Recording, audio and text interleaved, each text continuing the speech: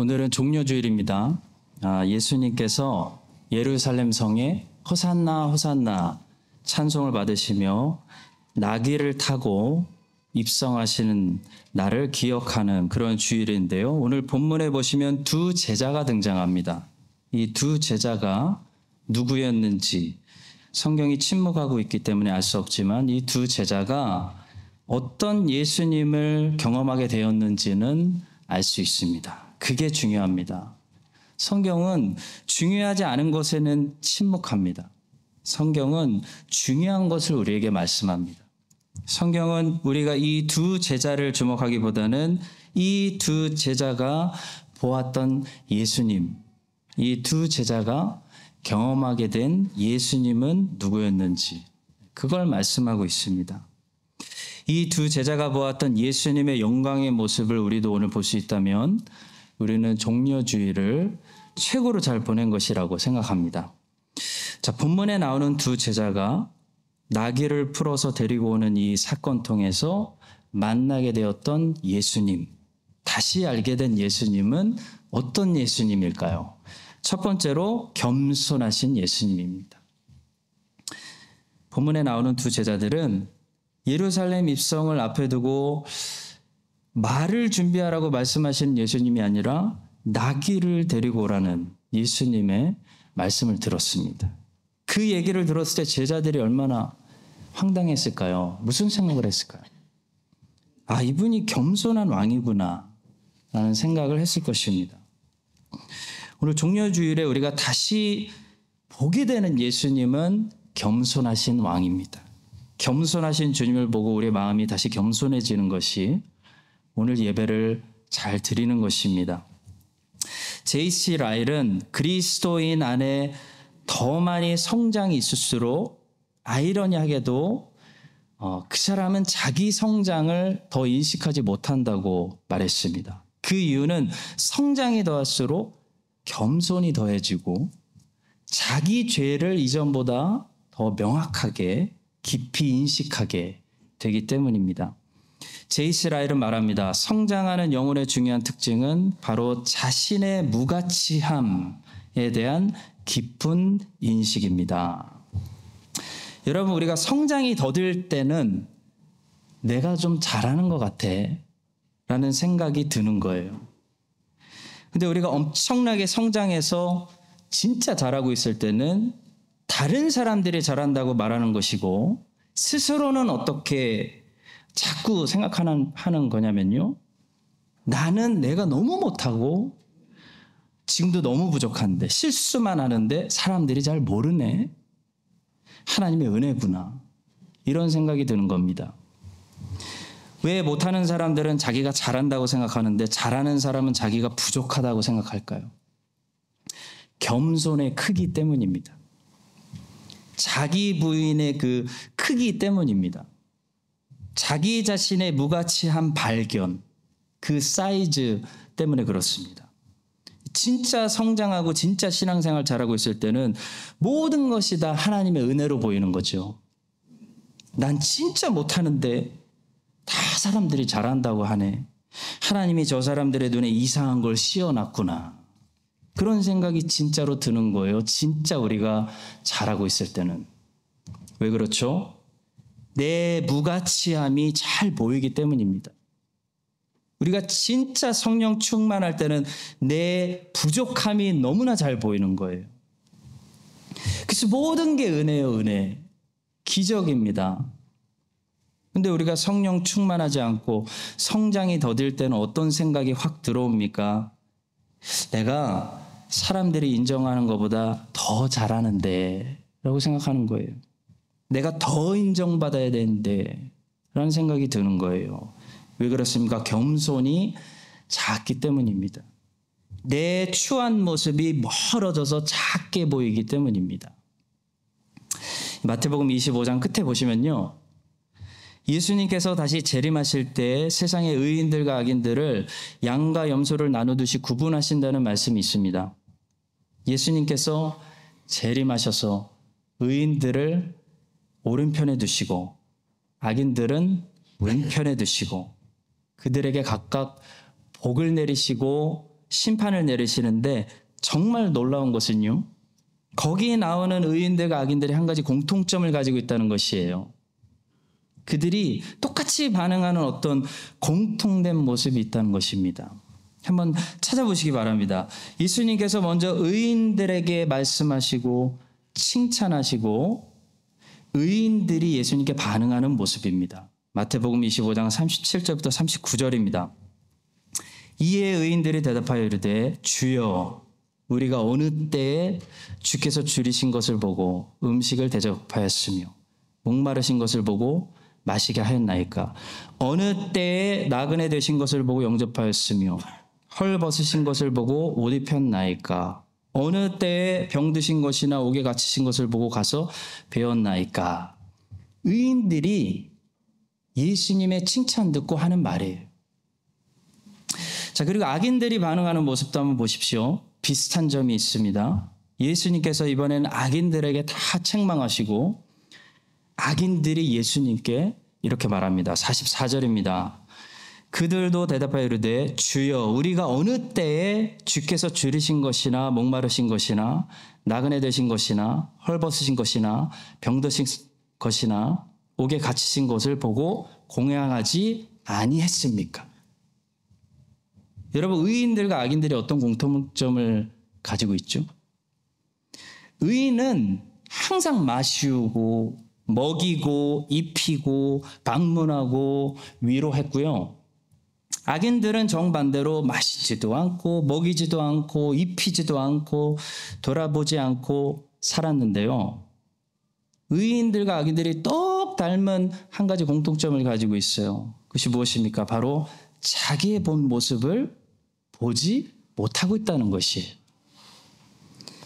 의인들은 항상 구제하고 또 봉사하고 또 순종하고 또 음식하고 또 예배 나오고 또 참고 또 순종했으면서도 그런 자기의 의로운 모습을 의로운 모습이라고 스스로 인정하지 않습니다. 어떻게 생각해요? 주님, 제가 죄 짓고 불순종한 일 외에 언제 주님을 위해서 선한 일을 했습니까? 라고 말한다는 것이에요. 의인은 자기를 의롭다고 인정하는 사람이 아니라 누가 의인입니까? 자기를 인정하지 않고 부인하는 사람이 의인이에요. 실제로 의로운 열매들을 주님이 만들어주신 열매들을 인생에 많이 가지고 있으면서도 이것밖에 없는 거에 대해서 가슴 아파하고 주님께 늘 죄송해한다는 것이, 늘 회개한다는 것이. 여러분 실제로 보니까 봉사 안 하시는 분들이 자기 많이 봉사한다고 불평해요. 항상 부엌에 계신 분들은 더 주님께 봉사해드리지 못해서 죄송하게 생각하시더라고요. 그런 마음가짐을 가지고 있더라고요. 왜 그렇습니까? 우리가 성장할수록 겸손해지기 때문입니다. 여러분 악인들도 똑같이 자기의 본 모습을 보지 못하고 있습니다. 악인들은요, 봉사도 안 하고 교사도 안 하고 교회도 안 오고 순종도 안 하고 불평만 하면서 뭐라고 얘기하냐면요, 주님 우리가 언제 봉사 안 했어요? 다 했지. 우리가 언제 안 했습니까? 우리가 언제 순종 안 했습니까? 라고 말한다는 것이에요. 어떻게 이런 말을 할 수 있을까요? 겸손하지 않기 때문에. 자기 자신의 본 모습을 보지 못하기 때문에 그렇습니다. 여러분 의인들과 악인들 둘 다 주님의 말씀에 깜짝 놀랐다는 사실을 기억하세요. 의인도 놀랬고 악인들도 놀랐어요. 왜 놀랄까요?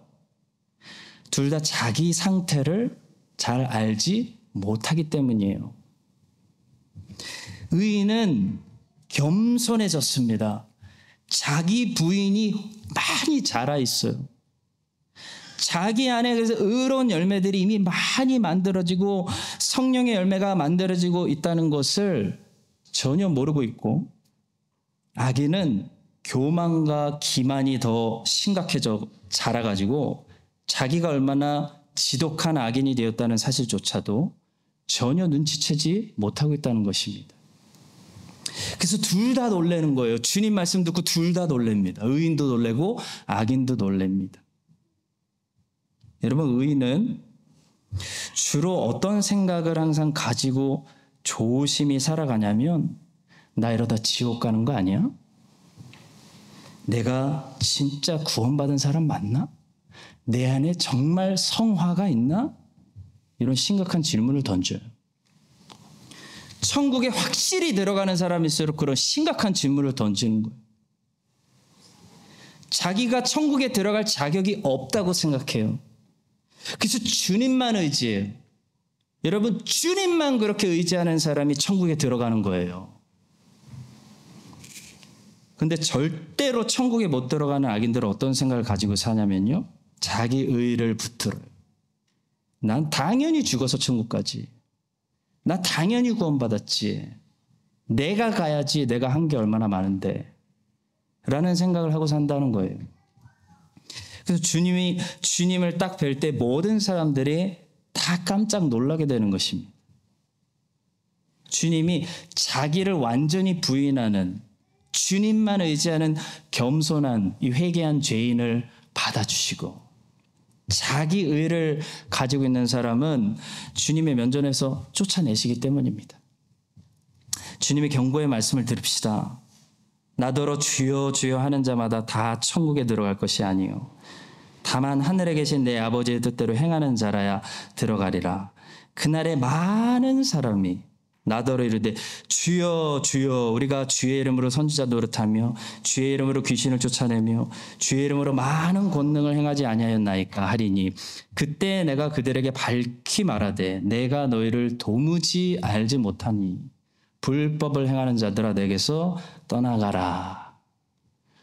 성도 여러분, 종려 주일에 말을 타고 들어가시는 예수님이 아니라 나귀를 타고 가시는 주님의 겸손한 모습을 보면서 무슨 생각이 드십니까? 우리 자신을 부인하고 우리의 의로움을 1%라도 자랑하고 붙들고 있다면, 주장하고 있다면 그 자기의 1%가 우리를 지옥에 던질 수 있다는 사실을 깨닫고 배설물처럼 버려버리고 오히려 우리의 비참함과 우리의 무가치함을 인정하고 오직 주님만 의지하고 주님께만 입맞추고 주님을 통해서 다 함께 천국에 들어가는 그런 겸손함을 우리 안에 다시 허락하여 주시기를, 회복시켜 주시기를 예수님의 이름으로 간절히 축복합니다. 두 번째로 종려주일에 이 두 제자가 만난 예수님은 우리가 가난하고 비천해도 우리를 쓰시는 주님이십니다. 우리를 쓰시는 주님. 여러분, 가난이 우리를 비참하게 만드는 것이 아니고 주님께 쓰임받지 못하는 것이 우리를 비참하게 만드는 것입니다. 가난해도 환경이 안 좋아도 주님께 쓰임받는 인생은 최고로 행복하고 열매가 있고 허무하지 않고 보람되고 존귀한 인생입니다. 우리 주님께서는 나귀를 가져오라고 하셨고 제자들이 나귀를 풀어올 때 주인이 뭐라고 하면 주께서 쓰시겠다라고 말하라고 말씀하셨습니다. 본문 3절입니다. 만일 누가 무슨 말을 하거든 주가 쓰시겠다 하라. 그리하면 즉시 보내리라. 우리는 항상 말이냐 낙이냐 그게 중요하다고 생각하는데요. 여러분, 중요한 건 말이냐 낙이냐가 아니고요. 주님께 쓰임받냐 쓰임받지 않느냐가 중요합니다. 아무리 멋진 털을 가지고 키가 크고 잘 달리는 잘생긴 그런 말이어도 주님이 안 타시면, 안 쓰시면 가치가 없는 거예요.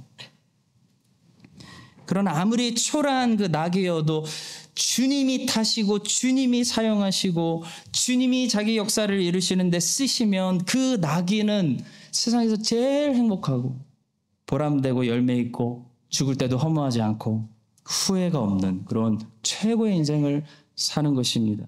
이 본문에 나오는 낙이는 최고의 삶을 살았습니다. 피조물로서 자기가 해야 되는 소명을 다 이루었습니다. 여러분, 그게 쉬웠을까요? 쉽진 않았을 거예요. 예수님을 등에 태우고 얼마나 나귀가 무거웠겠습니까? 나귀가 그렇게 컸던 것 같지는 않습니다. 그런데 꿋꿋이 비틀거리면서 예루살렘으로 끝까지 포기하지 않고 버티고 주님 업고 들어간 거예요. 최고의 삶을 산 거예요. 여러분, 아무리 부자여도 유명해도 권력을 가지고 있어도 이 나귀보다 못한 인생을 살아가는 사람들이 세상에 얼마나 많은지 몰라요. 남한에서는 사람 생존의 필수 조건을 말할 때 의식주라고 부르는데 북한에서는 식의주라고 부른다고 합니다. 북한은 있는 것보다 먹는 게 더 급하기 때문에 식의주라고 부르나 봐요. 먹는 거, 입는 거, 자는 거. 이게 북한 사람들 안에 저장되어 있는 생존의 우선순위인 것 같습니다. 자, 근데 제가 생각해 봤어요. 아니, 남한 사람들은 왜 의식주라고 부를까? 제가 생각해 보니까 아마도 우리는 못 먹고 굶더라도 명품을 걸쳐야 되고 옷은 잘 입어야 되는 사람들이어서 그런가 보다. 의식주, 입는 거, 그 다음 먹는 거, 자는 건 뭐 그냥 자는 거고 이렇게 부르는 것 같습니다. 자, 그런데 만약에 아브라함에게, 여러분, 아브라함 당신이 생각할 때 사람 생존의 필수 조건은 무엇입니까? 라고 물어보면 아브라함은 어떤 순서로 뭐라고 대답할까요? 아마 이렇게 대답할 것 같습니다. 첫째는 제단이고 둘째는 장막입니다. 창세기 12장을 보니까요, 아브라함은 가는 곳마다 장막이 아니죠. 제단부터 쌓습니다. 제단을 쌓아요. 그리고 나서 장막을 칩니다. 창세기 12장 7절과 8절을 보십시오. 여호와께서 아브라함에게 나타나 이르시되 내가 이 땅을 내 자손에게 주리라 하신지라. 자기에게 나타나신 여호와께 그가 그곳에서 제단을 쌓고 거기서 베델 동쪽 산으로 옮겨 장막을 치니 서쪽은 베델이요 동쪽은 아이라. 그가 그곳에서 여호와께 제단을 쌓고 여호와 이름을 부르더니. 아브라함에게는 먹고 입고 자는 문제보다 하나님을 예배하고 하나님께 영광 돌리는 일이 먼저였다는 것입니다. 더 중요했다는 것입니다. 그것이 아브라함의 삶의 방식이었다는 거예요. 아브라함의 가치관이었다는 거예요. 여러분, 믿는 사람들은 전부 우리는 아브라함의 후손이에요. 하나님은 아브라함에게 언약하셨고 아브라함에게 엄청난 축복들을 약속하셨어요. 그래서 그 아브라함에게 주신 축복이 아브라함의 후손에게 이어지는 거거든요. 근데 우리가 아브라함처럼 복된 하나님의 후손들이, 아브라함의 후손들이 되려면 우리는 아브라함의 삶의 방식을 가져야 됩니다. 아브라함의 가치관을 가져야 된다는 거예요. 아브라함은 잘 사는 것보다 하나님께 쓰임받는 삶을 원했습니다. 아브라함이 잘 사는 걸 원했다면 갈대아 우르 안 떠나요. 하란 안 떠나요. 이집트에서 안 돌아옵니다. 근데 아브라함은 쓰임받는 삶을 원했기 때문에 갈대아 우르를 떠났습니다. 하란에서 떠났어요. 이집트에서 돌아왔어요. 가나안 땅에 머물렀습니다. 여러분과 저는 2023년 현재 아브라함처럼 주님의 영광을 위해서 쓰임받고 있는 삶을 살고 있습니까? 아브라함의 증손자 중에 우리가 잘 아는 요셉이라는 사람이 있었죠. 요셉이 나중에 이집트의 엄청난 총리가 됐기 때문에 하나님께 영광 돌렸다라고 생각하는 사람들이 많아요. 근데 여러분, 요셉은 이집트 총리가 됐기 때문에 하나님께서 쓰신 사람이 아닙니다. 하나님은 우리가 이집트 총리 안 되면 못 쓰시는 하나님이 아니에요. 요셉은 가난할 때나 종으로 있을 때나 감옥에 죄수의 신분으로 있을 때나 항상 하나님이 쓰실 수 있도록 자기를 준비시켜서 믿음과 순종으로 제단 위에 자기를 드렸던 사람이기 때문에 하나님이 항상 쓰셨어요. 항상 요셉을 쓰세요. 요셉을 많이 쓰셔서 많은 사람들에게 하나님을 증거하게 하셨습니다. 자, 보십시오. 요셉이 종으로 있을 때 보디발의 아내에게 하나님을 증거하게 하셨습니다. 이 집에는 나보다 큰 이가 없으며 주인이 아무것도 내게 금하지 아니하였어도 금한 것은 당신뿐이니 당신은 그의 아내임이라. 그런즉 내가 어찌 이 큰 악을 행하여 하나님께 죄를 짓겠습니까? 하나님이 보고 계십니다. 하나님을 증거했어요. 요셉은 감옥에서도 술 맡은 관원장과 빵 맡은 관원장에게 하나님을 열심히 증거했습니다. 그들이 그에게 이르되 우리가 꿈을 꾸었으나 이를 해석할 자가 없도다. 요셉이 그들에게 이르되 해석은 하나님께 있지 아니하니까 청하건대 내게 이르소서. 요셉은 죄수의 신분으로 감히 바로왕 앞에 섰는데도요 기죽지 않고 하나님을 담대하게 증거합니다. 요셉이 바로에게 대답하여 이르되 내가 아니라 하나님께서 바로에게 편안한 대답을 하실 것입니다. 요셉은 형들에게도 나중에 다른 이야기를 하기보다는 형들 하나님을 믿어야 돼요. 그리고 하나님을 증거했습니다. 하나님 열심히 증거해요. 당신들이 나를 이곳에 팔았다고 해서 근심하지 마소서, 한탄하지 마소서. 하나님이 생명을 구원하시려고 나를 당신들보다 먼저 보낸 겁니다. 하나님이 큰 구원으로 당신들의 생명을 보존하고 당신들의 후손을 세상에 두시려고 나를 당신들보다 먼저 보내셨으니 걱정하지 마세요, 형들. 형들 전도하고 있어요.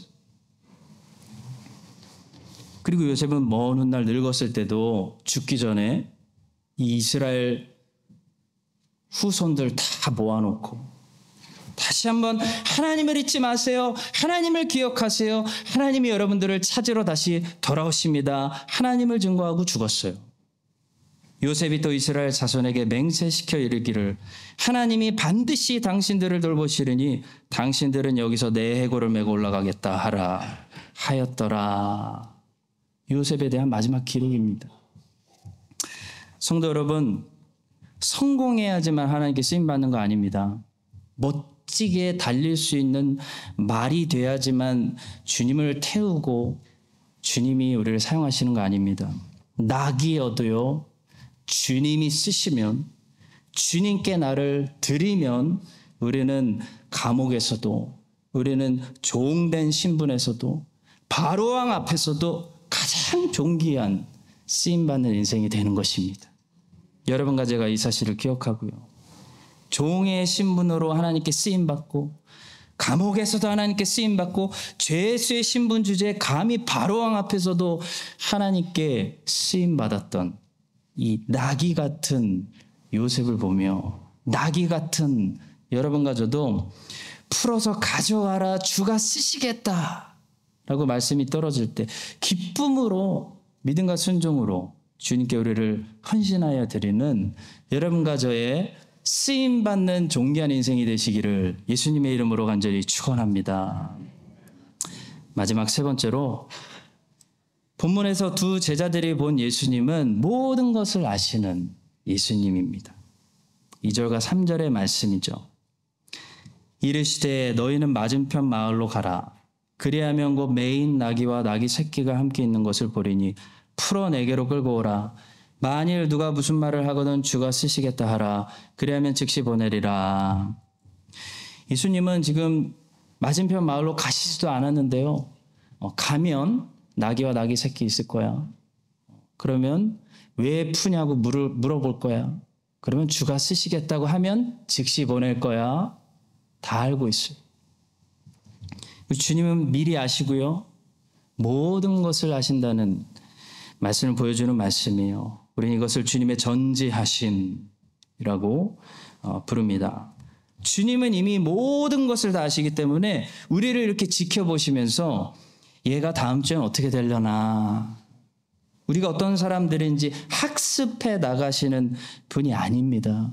주님은 이미 우리를 완전히 알고 계세요. 우리가 우리를 배워나가는 거지. 아, 내가 이런 사람이구나. 주님은 우리를 완전히 아세요. 주님은 제자들을 이미 완전히 알고 있어요. 베드로가 어떻게 영광 돌릴지 알고 있어요. 요한이 어떻게 영광 돌릴지 알고 있어요. 유다가 배신할 거 알고 있어요. 누가 나귀의 주인인지 알고 있어요. 제자들이 맞이하게 될 상황 알고 있어요. 역사의 주관자 되시는 주님은 빌라도가 누구인지 알고 있고 빌라도가 무슨 질문할지도 알고 있어요. 근데 여러분, 제자들은요, 주님을 점점 더 알아가고 있습니다. 제자들이 처음 주님 만났을 때보다 지금 더 많이, 종료주일에 더 많이 알고 있고요. 나중에 부활하셨을 때 지금보다 주님을 훨씬 더 많이 알게 되고요. 사도행전에 가서 성령 세례 받으면 지금보다 주님을 훨씬 더 알게 됩니다. 이것이 주님과 우리의 관계입니다. 주님은 우리를 완전히 알고 계세요. 근데 우리는 주님을 어제보다 더 오늘 알아야 됩니다. 학습해야 된다는 거예요. 하나님이 알 수 있도록 허락하신 그 부분까지 열심히 알아가야 됩니다. 하나님이 알 수 있도록 허락하신 부분을 계시라고 불러요. 계시. 계시는 알라고 주신 거예요. 알고 있으라고 알게 하셨는데 모르는 것은 죄입니다. 죄. 무서운 죄예요. 제이시 라일은 옛 길이라는 책에서 이런 말을 합니다. 로마 가톨릭 교인들에게는 무지가 어울릴지도 모릅니다. 로마 가톨릭 교인은 그의 사제가 말하는 대로 행합니다. 그들은 그 이상 묻지 않습니다. 그러나 무지가 개신교의 특징이 되어서는 안 됩니다. 개신교 그리스도인은 그가 무엇을 믿는가를 알아야 됩니다. 하나님이 자신에 대해서 알 수 있도록 허락하신 영역 계시, 하나님이 자신을 알리신 것, 계시하신 것은 우리가 알아야 됩니다. 존 버년이 쓴 철로 역정을 보시면요, 크리스찬이라는 주인공이 이 순례길을 걸어가면서 참 다양하고 많은 사람들을 만납니다. 우리 인생을 생각하게 만들어요. 여러분, 인생이라는 이 각자의 순례의 길을 걷다 보면 별의별 사람들 다 만나잖아요. 참 다양하고 각자 자기 신념을 가지고 있는 사람들을 만납니다. 철로역정에서도 크리스찬은 수많은 사람들을 만나는데 제일 마지막에 만나게 되는 사람이 누구냐면 무지라는 사람이에요. 무지. 제일 마지막 철로역정의 쇼킹, 반전 캐릭터가 무지예요. 잊을 수 없는 사람이에요. 이 무지는 중간에 잘못된 길로 가서 다른 캐릭터들이 사라질 때, 여기까지 오지 못할 때 그래도 제일 끝에까지 오는 캐릭터가 무지입니다. 그래서 무지도 크리스찬처럼 제일 마지막까지 와서 자기도 이제 천국 가는 줄 알고 줄을 섰는데 제일 끝에서 지옥 가는 캐릭터가 바로 무지예요. 여러분, 차라리 다른 캐릭터처럼 중간에 허영의 도시에서 떨어져 나가고 이런 잘못되었다는 것을 알았다면, 아, 이게 잘못된 거구나 하고 중간에 회개하고 다시 바른 길로 돌아올 기회가 있지 않겠습니까?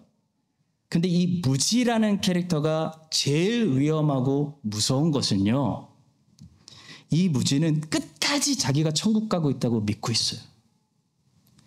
끝에 가봐야 자기가 가짜였다는 사실이 드러나요. 그래서 굉장히 위험한 캐릭터예요. 절대 무지가 되면 안 돼요. 근데 한국어 번역은 이 캐릭터를 무지라고 했는데요, 존 버년이 쓴 원어를 보시면 ignorance로 되어 있습니다. 다시 말해, 이 캐릭터는 어떤 사람을 가리키는 캐릭터냐면 못 배워서 모르는 그런 무식한 무지가 아니고요, 무시에 가까운 무지라는 거예요. 곧 배울 수 있는데 배우기를 거부한 무시. 그래서 무지하게 된 그런 캐릭터가 이 철로역정의 제일 마지막에 나오는 가장 위험한 사람입니다. 성도 여러분, 배울 기회가 없어서 무식한 것은 용서가 되는 무지예요.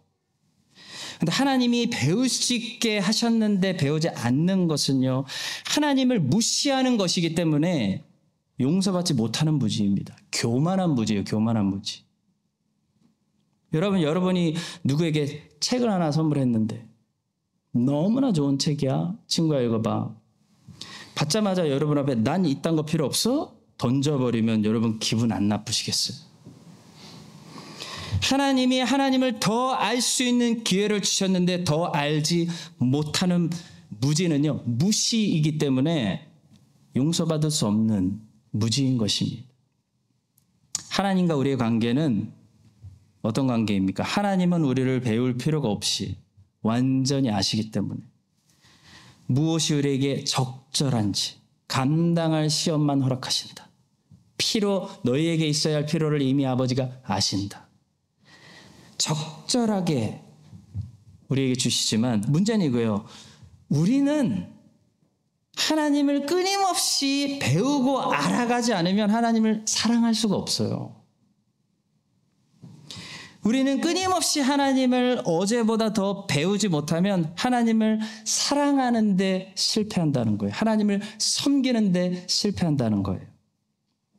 다윗은 언약궤를 반짝반짝한 새 수레로 옮기는 것이 의심 없이 하나님을 사랑하는 것이라고 생각했습니다. 근데 다윗이 하나님이 알리신 것을, 율법을 더 배우고 나니까 언약궤를 새 수레로 옮기는 것이 아니고 레위 사람들이 어깨로 옮기는 것이 하나님을 사랑하는 것이라는 것을 나중에 깨달아요. 무지에서 다윗이 벗어난 거예요. 그러니까 하나님을 더 사랑할 수 있는 거예요. 이전보다 더 정확하게 섬길 수가 있는 거예요. 사랑하는 성도 여러분, 하나님은 오늘도 우리가 하나님을 알아가는 일에 매일 성장하기를 원하십니다. 그래야 하나님을 더 사랑할 수 있기 때문이에요. 두 제자들은 이 사건을 통해서 예수님을 조금 더 알게 되었습니다. 그리고 이제 십자가 사건을 통해서 또 이어지는 부활 사건을 통해서 또 승천하심과 성령 강림 사건을 통해서 계속해서 제자들은 주님을 더 알게 되고 아는 만큼 어떻게 되는지 아십니까? 이전보다 더 주님을 사랑하게 되는 거예요.